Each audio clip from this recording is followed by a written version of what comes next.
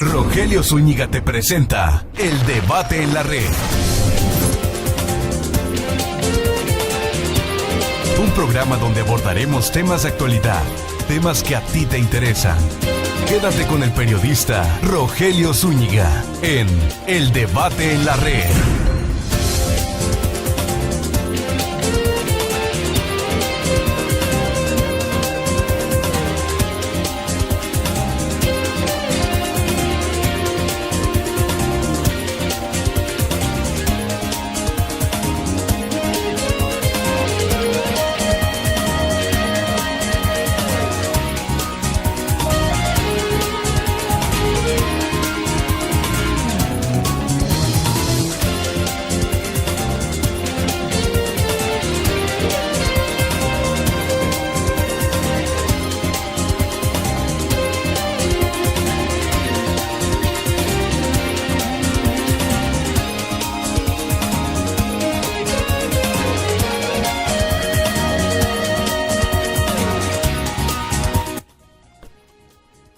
Hola, ¿qué tal? Muy buenas tardes. Esta tarde en el Debate en la Red, que se transmite los martes de las 12 a las 3, tenemos la visita en el estudio del licenciado Salvador Castañeda O'Connor. Él es abogado por la Universidad Nacional Autónoma de México, político, comunista, escritor y luchador social, entre otras de las múltiples actividades que le reconocemos desde luego a nuestro querido maestro. Precisamente el tema es el golpe al Estado, para recordar el gran fraude electoral de 1975 en Nayarit. Maestro, muy buenas tardes. Sabemos que trae usted un documento con el cual abrimos el programa. Bienvenido, sí. Adelante. Gracias, Rogelio. Quiero en primer lugar, antes de responder a las preguntas de mi amigo Rogelio, leer una declaración del Partido de los Comunistas al que yo pertenezco en relación con el sensible fallecimiento del comandante en jefe Fidel Castro Ruz. El Partido de los Comunistas comparte el profundo dolor expresado por el compañero Raúl Castro Ruz cuando anunció a su pueblo la muerte de su hermano, de su compañero de ideas, de armas y de responsabilidades, el comandante en jefe de la Revolución Cubana, Fidel Castro Ruz. Sabemos bien que ese dolor es también compartido por todos los trabajadores del mundo de manera manifiesta o callada, mientras que los miserables servidores del capital festejan. Fidel no solo fue absuelto por la historia, sino que ésta lo ha premiado con la inmortalidad. Mientras exista la especie humana, el nombre de Fidel será recordado con gratitud por haber enseñado a los pueblos pobres de la tierra el camino de la liberación, de la democracia, del progreso social y del socialismo. Fidel es el dirigente político más amado por los pueblos y el más odiado por el imperialismo. La Cuba revolucionaria de Fidel mantiene con vigor, con espíritu dialéctico y con entusiasmo juvenil la teoría y la práctica del socialismo en las fronteras mismas de la potencia imperialista más poderosa del mundo, a pesar del colapso de la Unión Soviética y de los países socialistas de Europa. México y los demás países de América Latina ya hubieran sido totalmente sometidos por los Estados Unidos, invadido inclusive sus territorios, si no fuera por la presencia de Cuba y su revolución. Por el contrario, Cuba rompió el aislamiento a que fue condenada por el imperio y es hoy la causa evidente del reciente despertar democrático y progresista de nuestra región, que los monopolios globales pretenden revertir. La Cuba de Fidel hizo de la solidaridad internacional un poema. Muchos revolucionarios de América, de África y del mundo recibieron su apoyo en momentos críticos de su lucha. Fidel fue un combatiente formidable por la paz mundial, la preservación de nuestro planeta y la supervivencia de la humanidad. Fidel es para los mexicanos y especialmente para los comunistas un héroe patrio, como lo son Hidalgo, Morelos, Juárez, Villa, Zapata y Lázaro Cárdenas.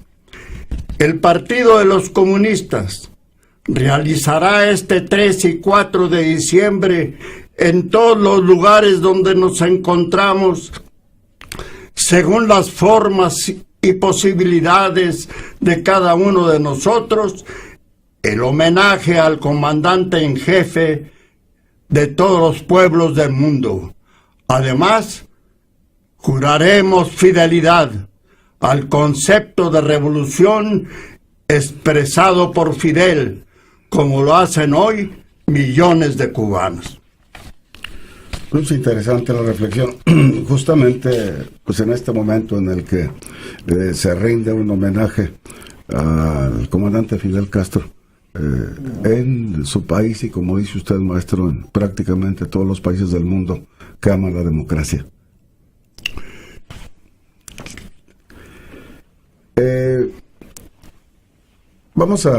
Vamos a dar inicio al tema que nos tiene reunidos, por supuesto, esta tarde, que es, repasaba yo algunas líneas de su libro, su libro Golpe al Estado, una obra en la que se hace una crónica puntual sobre aquel fraude electoral del 75, en el que, bueno, pues es de sobra conocido que el PRI perdió la gobernatura de Nayarit. Maestro, por favor.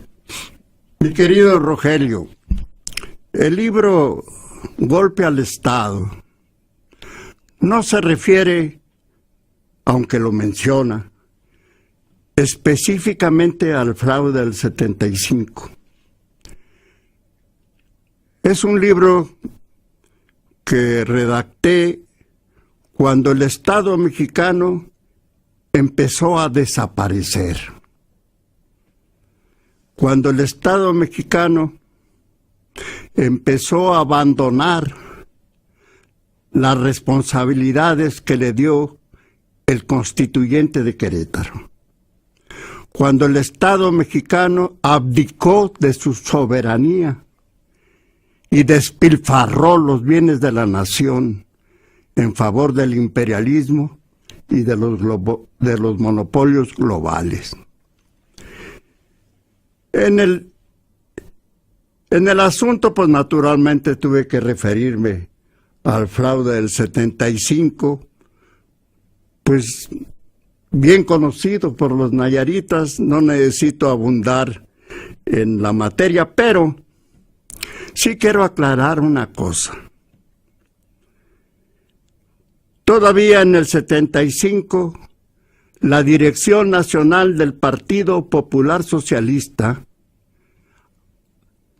participó o fingió participar en la defensa del triunfo de Alejandro. La cuestión se trasladó a 1976, cuando viene la campaña para la presidencia de la República, para renovar los poderes de la Unión, el Congreso de la Nación. En ese momento, el pueblo nayarit quería una revancha y se movilizó como nunca Bueno, al mismo nivel que se movilizó en la campaña del 75 para votar por los candidatos a senadores y diputados del Partido Popular Socialista. En ese tiempo yo era candidato a senador. Y la campaña nos favorecía de tal modo, era tan apabullante nuestro dominio en la contienda electoral, que Cruchan nos expulsó del partido sin razón alguna y nos canceló nuestro registro electoral. Allí vino el rompimiento de nosotros los nayaritas con la dirección del Partido Popular Socialista. Fue tan grave ese evento que algunos amigos míos del Partido Acción Nacional que conocí en la Cámara de Diputados, yo era diputado federal en ese entonces, me ofrecieron el registro del PAN para que este Cruchan no se saliera con la suya. Alejandro y yo declinamos ese ofrecimiento, aun cuando lo agradecimos, pero nosotros no podíamos por ningún concepto participar con el registro de Acción Nacional. Maestro,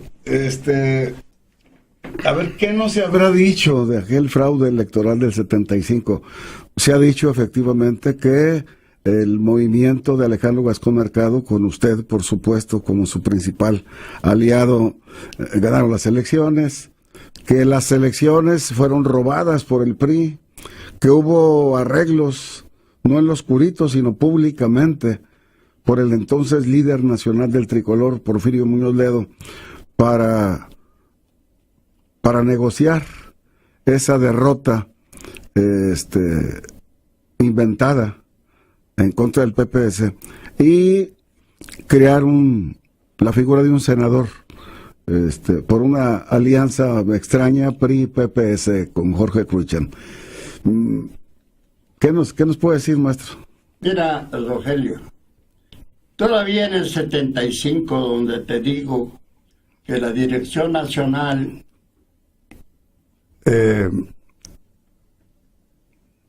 movía algunos elementos para que se reconociera el triunfo de Alejandro, nos consiguió una entrevista con el presidente de la República. Nosotros nunca la pedimos, ni Alejandro ni yo, ni el partido, ni los nayaritas. De pronto nos manda a llamar el presidente de la República. Alguien dice que ahí claudicamos. No. En ese tiempo era imposible negarse a un llamado del presidente de la República. El presidente de la República era, y tal vez lo siga siendo, el dueño de este país. Y es la última instancia. Y es el dueño no solamente de los bienes, sino de la vida de los mexicanos. Fuimos a esa entrevista. Pero antes habló con nosotros Moya Palencia. Y nos dijo, él fue el que hizo los ofrecimientos que conoce todo el pueblo. Dijo, Alejandro, lo felicito porque hemos alcanzado el ideal del maestro Lombardo Toledano al formar un Frente Nacional Democrático y Patriótico. Y en Nayarit este frente va a funcionar. Nosotros, es decir, el señor presidente me ha autorizado para ofrecerles a ustedes la mitad de los diputados del Congreso menos uno, la mitad de los ayuntamientos y un cargo en la administración pública a nivel del secretario general de gobierno, a cambio de que ustedes reconozcan el triunfo del candidato del PRI. Alejandro rechazó ese ofrecimiento. Y ya Moya Palencia no habló más del asunto, sino que de ahí nos trasladamos a Los Pinos para hablar con el presidente. Estando allí, el presidente dijo que cuál era la diferencia de los votos. Pues según las cuentas, a nosotros nos ponen algo así como 45,000 votos y al PRI como 50,000. No, pues si es tan poca la diferencia, quiere decir que hay cosas irregulares. A ver, platíquenme, que ya estamos nosotros dando nuestra versión. Pero de pronto yo le dije, como era yo vicepresidente de la Cámara de Diputados, pues me creí con la fuerza para decir, señor presidente, usted sabe mejor que nosotros lo que pasó en Nayarit. Y usted sabe que nos hicieron trampa, que el ejército se apoderó de las casillas más importantes en el estado en cuanto a la emisión de votos y que no hubo posibilidad de contar correctamente los mandatos de nuestro pueblo. Y ahí no queda otra más que lo que piensa el compañero Alejandro, de que bueno, hagamos otras elecciones, declaren nulas estas elecciones y hagamos otra elección. Y el presidente estuvo aparentemente de acuerdo con nosotros y nos citó a una nueva reunión. En esa nueva reunión, donde él llegó hasta el hecho hasta el grado de pedirnos que le propusiéramos una terna de quién sería el gobernador provisional que convocaría a las nuevas elecciones. Y nosotros inocentemente presentamos una terna. En esa terna figuraba un amigo nuestro muy querido, que era Alberto Tapia. El PRI siempre, tenemos que no lo podían objetar. Alberto Tapia Carrillo. Porque él me dijo, oye Salvador, si yo soy el gobernador provisional, yo voy a actuar con toda honradez y en favor de mis amigos, y en fin, cosas de eso. Yo ya me sentía secretario general de gobierno a veces, pero ya por las cosas se estaban poniendo pues sabrosas, no sé.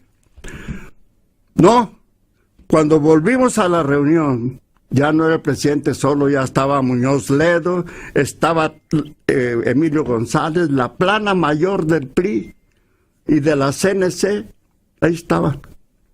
Alejandro no quería participar y le dijo, oye, Palencia, por favor, usted intervenga.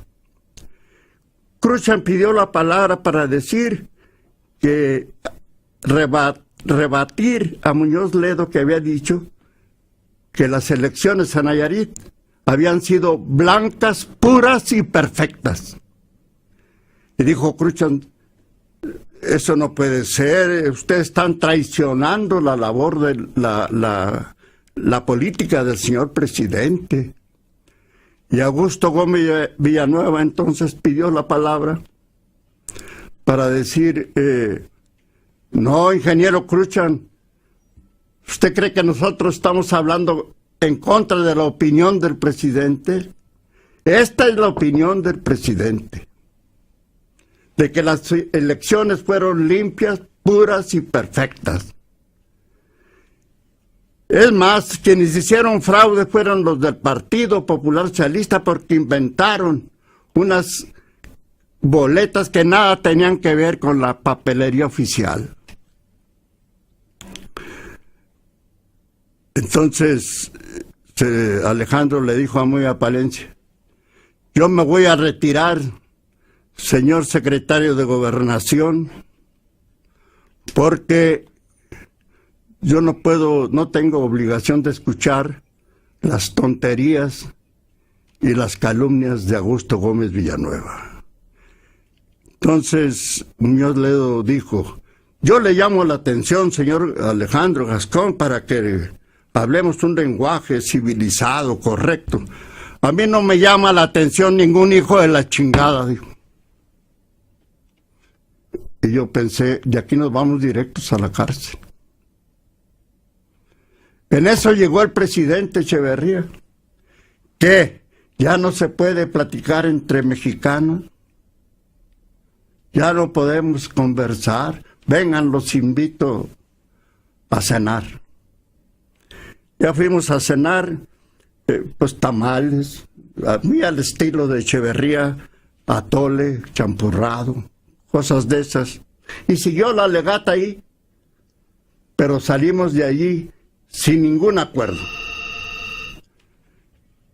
Por cierto que hay una cosa muy importante que quiero recordar, no sé si me está excediendo mucho. No, es interesante. El recuento.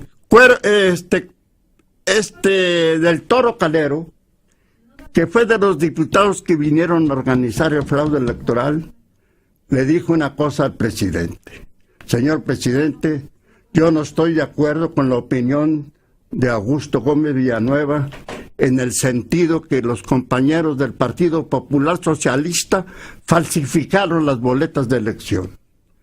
Ellos hicieron en papeles traza una copia de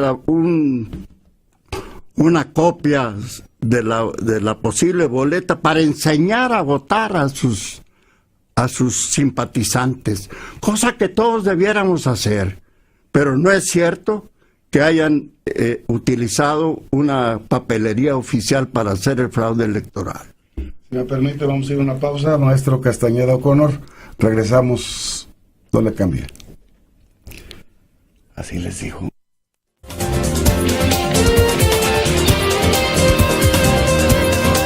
En un momento continuamos con más de El Debate en la Red, con Rogelio Zúñiga.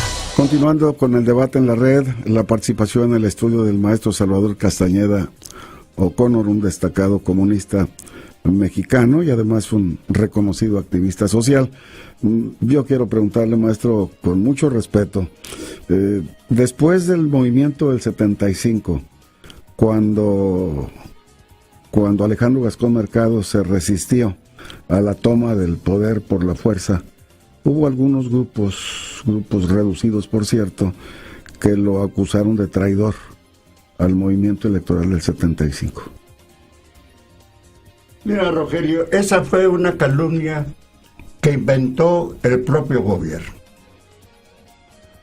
para quitar la presión que tenía encima sobre este escandaloso fraude electoral. Eso nunca se pudo acreditar. La cantidad debió haber sido muy importante. Debió haber sido de muchos millones de pesos para comprar a un candidato como Alejandro. ¿Dónde están los bienes de Alejandro? ¿Dónde está la empresa, el monopolio que Alejandro, del cual Alejandro era el accionista mayor, o es el accionista mayoritario? Eso fue tan escandalosamente falso que hasta había bromas entre los compañeros. Un día fue candidato a senador el doctor Gómez Aguilar, y tenemos un dentista común, que es el doctor Santiago Benítez. Nos cobra muy barato. Hace 40 años que es nuestro dentista. Y le dijo, estando atendiéndose Rafael ahí en su consultorio, le dijo Santiago: oiga, doctor, ¿y usted también se vendió? Y le contestó Gómez Aguilar: si me hubiera vendido, yo hubiera cambiado de dentista. No, miren, por ejemplo, hay cosas que no se pueden ocultar. Álvaro Obregón, cuando fue asesinado, vivía en una casa por la calle que hoy lleva su nombre en la Ciudad de México, Avenida Álvaro Obregón. El Partido Popular Socialista, del que yo formaba parte de la dirección, compró esa casa. Y cuando fuimos a firmar la escritura, sucede que Álvaro Obregón no era propietario de esa casa. Era un simple arrendador, porque quien firmó la escritura fue un miembro de la familia Lascurain. Álvaro Obregón, que había sido presidente de la República y era candidato electo para un segundo periodo, no tenía casa propia en la Ciudad de México. Y ahora los gobernantes que tenemos, a la mitad de su periodo, ya son dueños de palacios, de casas valuadas en más de 100 millones de pesos. Esa es la diferencia entre uno y otro. ¿Dónde están el monopolio de Álvaro Obregón? ¿Dónde están los bienes de Álvaro Obregón? No, la corrupción es exclusiva de los candidatos y de los funcionarios del PRI y de los partidos que se le acercan. Nada tiene que ver con nosotros. ¿Consideraría usted que a partir del 75 y el no reconocimiento pues al triunfo electoral del movimiento que encabezó Alejandro Gascón Mercado, esto ha venido a inhibir la participación ciudadana en las urnas? Sí, yo creo que ahí se inició un proceso de desaliento entre la población. Que ese proceso ha tomado actualmente dimensiones terribles. Miren, a pesar de la reforma política de López Portillo, a pesar de la creación de un árbitro como lo fue el IFE y ahora el INE, a pesar de todo eso, la gente no confía en los procesos electorales. Y esa desconfianza viene del 75. Ahora hemos llegado a extremos, en lo que ya el 75 ni siquiera tiene la importancia que los ciudadanos deberían prestarle. Hemos llegado al extremo que ha desaparecido la república representativa que ordena la Constitución. Esta república no es representativa. Miren, vayamos a la elección de los candidatos a diputados del año pasado, ¿no? El año pasado.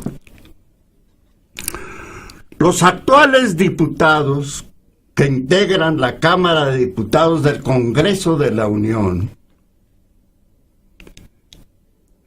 tienen apenas el mandato de 36 millones de mexicanos. La Constitución dice que la Cámara de Diputados se integrará con representantes de la nación. Y la nación, amigos míos, está integrada por 122 millones de mexicanos. Quiere decir el 30%, menos de la tercera parte de los mexicanos, es la que está representada en la Cámara. La mayoría de la minoría. La minoría de la minoría, y la cosa es peor. Como la Cámara es un cuerpo colegiado que se decide por los votos de la mayoría las cuestiones que ahí se plantean, el PRI es el que decide porque es la fracción mayoritaria en la Cámara de Diputados. Y cuando tiene algún problema, pues se alía con el PAN y con el PRD también en varias ocasiones. Pero el PRI es el que decide. Y el PRI, compañeros, amigos que me escuchan, solo tiene el mandato de 11 millones de mexicanos, y son los que deciden, los del PRI. La Cámara de Diputados, solo el pueblo en la Cámara de Diputados, la nación en la Cámara de Diputados, solo está representada con el 9% de la población de este país. Bueno, eso es ilegítimo. Realmente las resoluciones de la Cámara debieran ser declaradas inexistentes. ¿Qué hacer, maestro, para que este sistema electoral se modernice. ¿Una segunda vuelta, por ejemplo, sería una salida? No, yo creo que la salida es que haya una movilización de nuestro pueblo para que el proceso electoral sea transparente y realmente honesto, se cuenten los votos. Ahora se compran los votos hasta con tarjetas de crédito. Eso es absurdo. Yo le apuesto, sinceramente le apuesto a la decisión que va a tomar en enero el Congreso Indígena Nacional, el Congreso Nacional Indígena, el CNI, de salir a la calle en el proceso electoral, buscar las firmas que se necesitan para postular una candidata indígena independiente que va a gobernar, según lo dicen, con un consejo indígena de gobierno. Y francamente yo prefiero un consejo indígena de gobierno que a estos sinvergüenzas que nos gobiernan actualmente, que han vendido al país y que matan. Y matan en lo oscurito, como mataron a los 43 estudiantes de Ayotzinapa. Pues, solamente, ¿para qué es ese movimiento en una época electoral? ¿Ustedes creen que los indígenas piensan que van a ganar de veras el poder? Van a agitar a la población para que los procesos electorales sean realmente una vía democrática para acceder al poder. Eso es lo que puede cambiar las cosas. Mientras las elecciones están en manos de los mismos que triunfan, es imposible que éstas se mejoren. Las elecciones son un procedimiento actualmente concebido para legitimar en el poder a quienes ya están gobernando. Y no admiten, al menos que se los ordene el imperio, ningún extraño. El PAN llegó a la presidencia de la República por la presión de los Estados Unidos de Norteamérica. Entonces, diríamos que no hay mejora en este sentido, en este terreno, en los últimos 40 años. No, ¿Estamos hay igual? retrocesos. ¿Estamos peor? Estamos peor. Mira, Rogelio,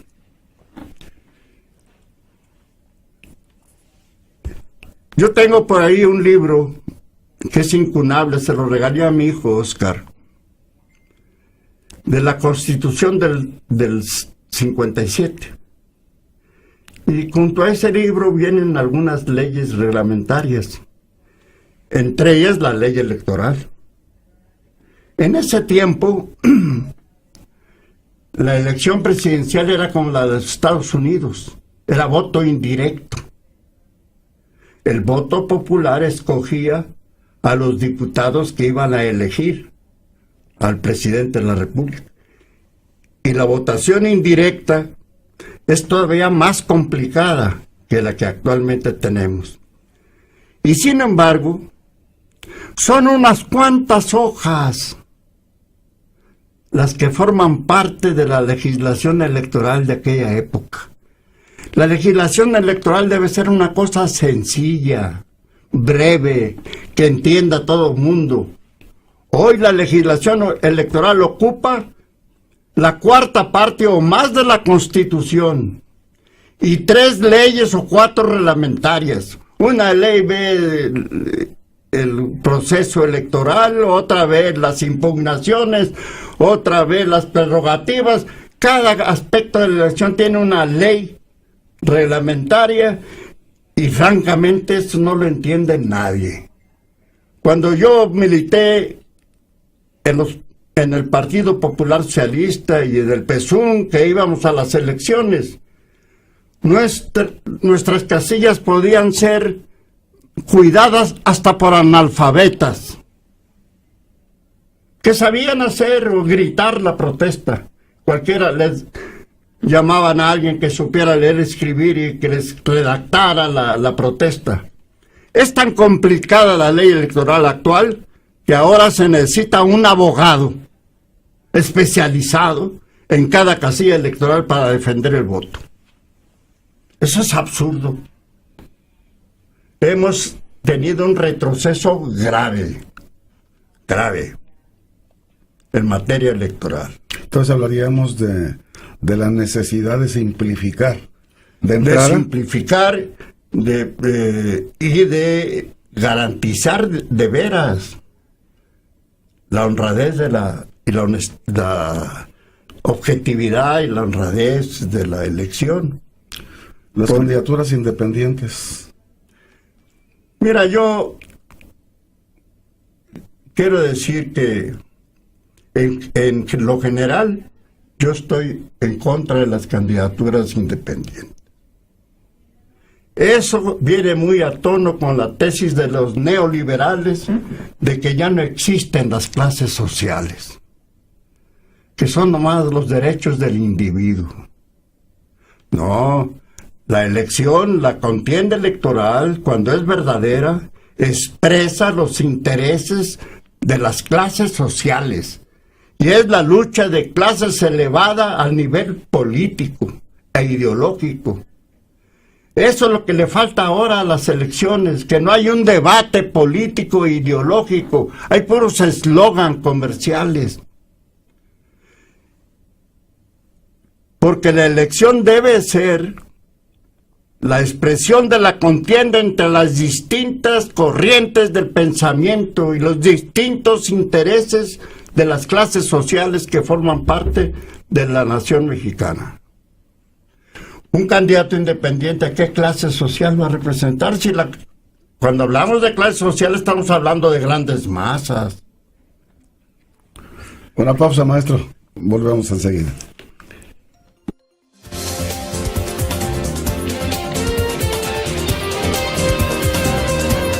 En un momento continuamos con más de El Debate en la Red con Rogelio Zúñiga. Cuando faltan solo unos cuantos minutos para el cierre del programa, yo quiero pedirle a nuestro invitado de esta tarde, al maestro Salvador Castañeda O'Connor, las conclusiones de este debate en la red. Díganos, maestro. Bueno, en primer lugar yo quiero hacer una excepción, porque la merece, respecto a las candidaturas independientes. La candidata indígena independiente va a buscar el 1,000,000 de firmas que se necesitan.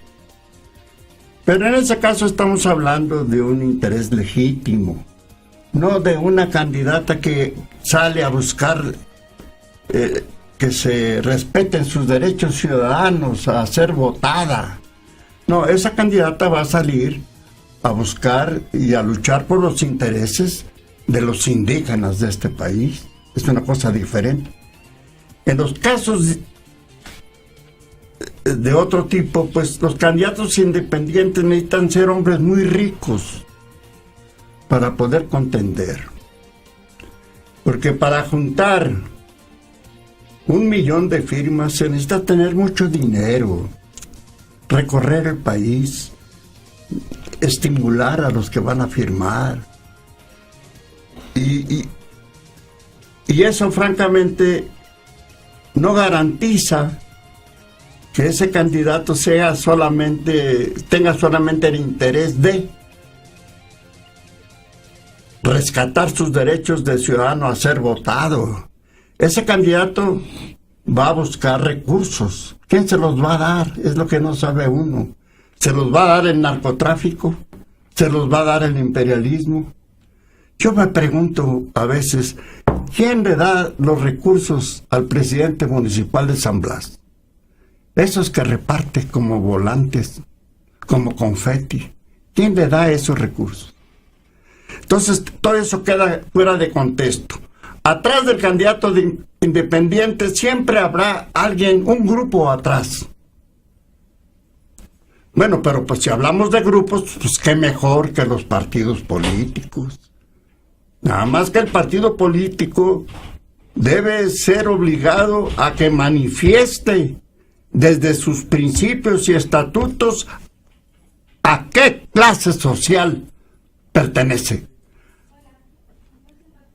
los intereses de qué clase social representa y a qué corriente del pensamiento universal está adherido. La izquierda antigua, en la que yo milité, siempre dijo: nosotros somos socialistas, somos marxistas y luchamos por establecer en México el socialismo. Los partidos políticos así deben ser obligados a que digan, los del PRI deben decir: nosotros somos el partido del PRI, queremos que las sinvergüenzadas y la venta del país siga en boga. Para cerrar, maestro, ¿todavía existe la izquierda en México? Sí, la de los comunistas, que es la verdadera y la única. Bien, pues estamos llegando al final de nuestro programa, El Debate en la Red.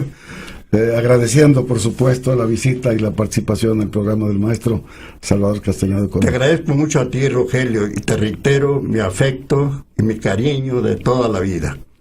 Hasta luego, maestro. A usted le recuerdo una nueva cita con nosotros el próximo martes. Pásela bien.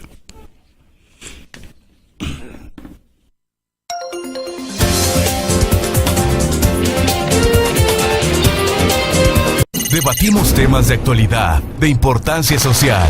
El Debate en la Red. Nos escuchamos la próxima emisión. El Debate en la Red con Rogelio Zúñiga.